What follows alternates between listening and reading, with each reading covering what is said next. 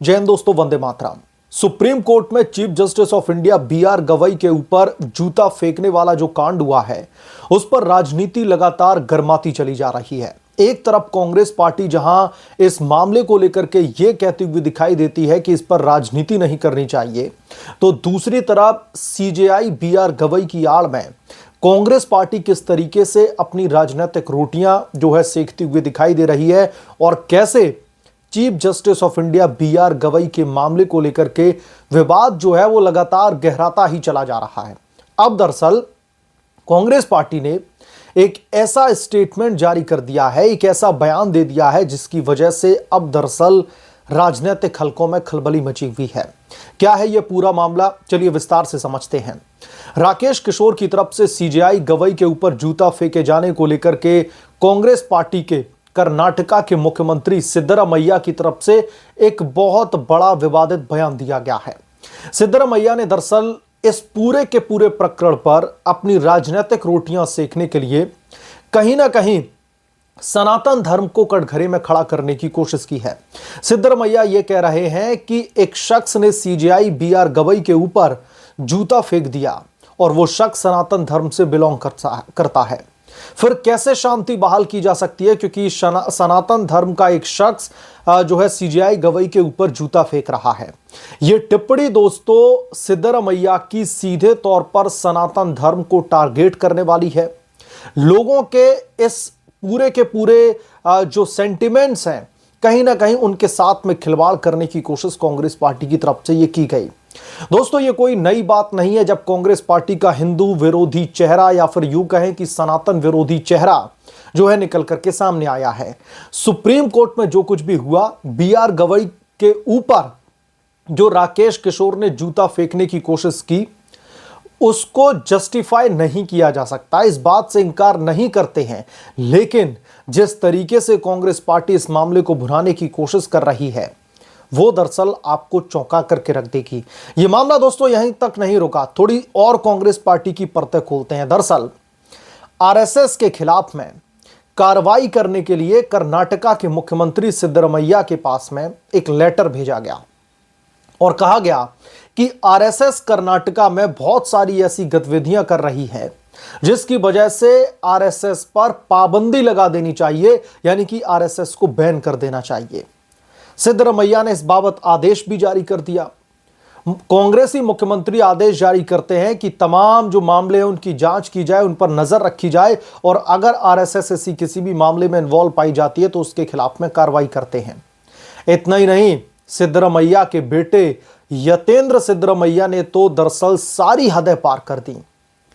कर्नाटका के कांग्रेसी मुख्यमंत्री के बेटे यतेंद्र सिद्धरामैया ने यह कहा है कि आरएसएस की जो सोच है वो तालिबान वाली है।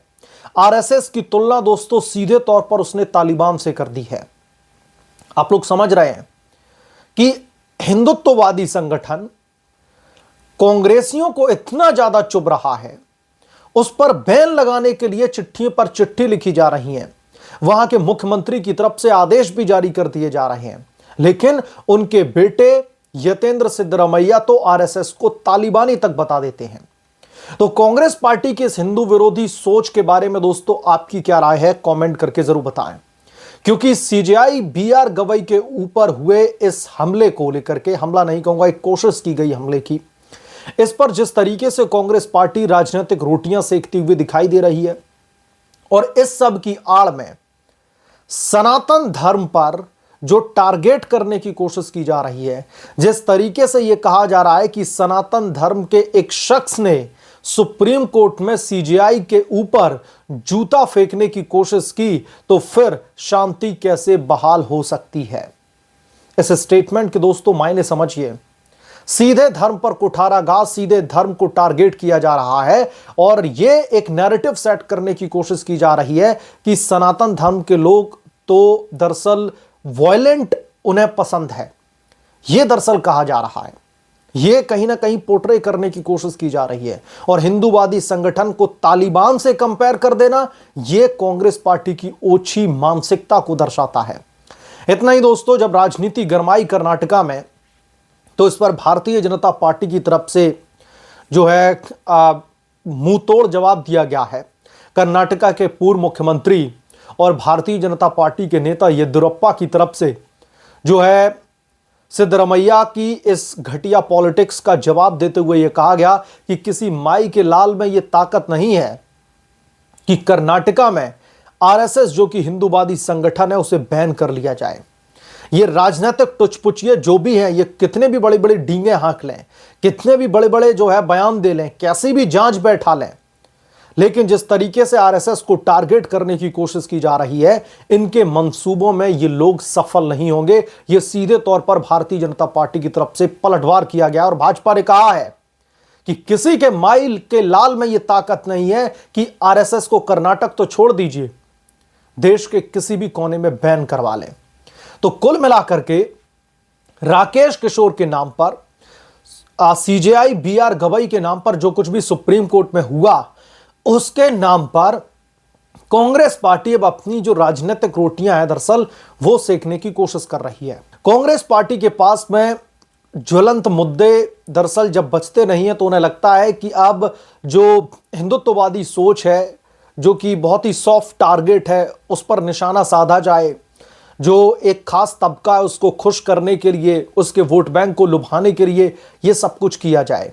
और दोस्तों, ये सब कुछ ऐसे समय पर कांग्रेस पार्टी की तरफ से ये हरकतें की जा रही हैं जब कल ही राकेश किशोर की तरफ से यह कहा गया कि जो कुछ भी उन्होंने किया है उन्हें नहीं पता कि यह ठीक है या फिर गलत है, लेकिन अगर चीफ जस्टिस ऑफ इंडिया भगवान विष्णु पर की गई टिप्पणी को लेकर के माफी मांगते हैं तो यकीनन तौर पर वो सीजेआई गवई के दोनों जूते अपने सर पर रखने के लिए तैयार हैं और उनसे माफी मांगने के लिए तैयार हैं।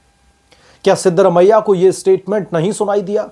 क्या उनके बेटे यतेंद्र सिद्धरमैया को यह स्टेटमेंट नहीं सुनाई दिया कि जो सनातन को टारगेट करके ये कह रहे हैं कि जब एक सनातन धर्म का एक शख्स बीआर गवई के ऊपर जूता फेंक रहा है तो शांति कैसे बहाल हो सकती है? ये वही सनातन धर्म का शख्स बोल रहा है कि अगर बीआर गवई साहब भगवान विष्णु के ऊपर की गई विवादित टिप्पणी को लेकर के माफी मांगते हैं जिससे वो आहत हुआ था, तो वो बीआर गवई के दोनों जूते अपने सर पर रखने के लिए तैयार है। बीआर गवई से जो है माफी मांगने के लिए तैयार है। यह सनातन धर्म है। सनातन धर्म का जो शख्स जिसका आप जिक्र करके अपनी राजनीतिक रोटियां सेकने की कोशिश कर रहे हैं, यह दरअसल असली सनातन धर्म है।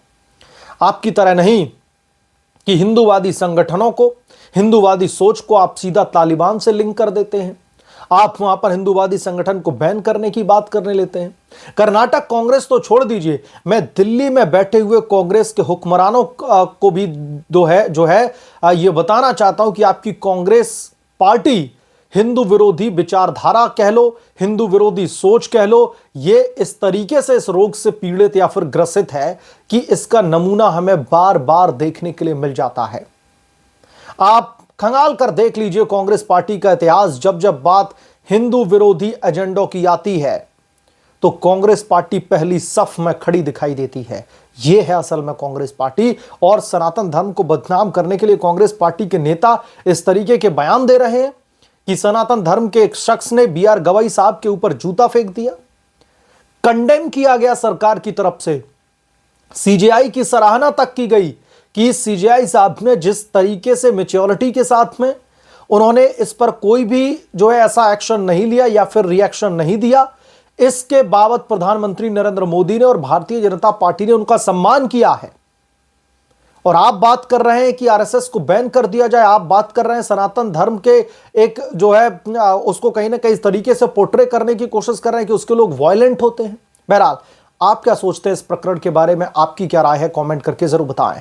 जल्द मिलूंगा किसी दूसरे बड़े अपडेट के साथ में, तब तक के लिए धन्यवाद। अगर आप लोग चैनल पर नए हैं तो प्लीज चैनल को सब्सक्राइब कर लें, साइड बने बेल आइकन को जरूर प्रेस करें ताकि जब भी मैं कोई नया अपडेट लेकर के आऊं तो इसकी जानकारी सबसे पहले आपको मिले।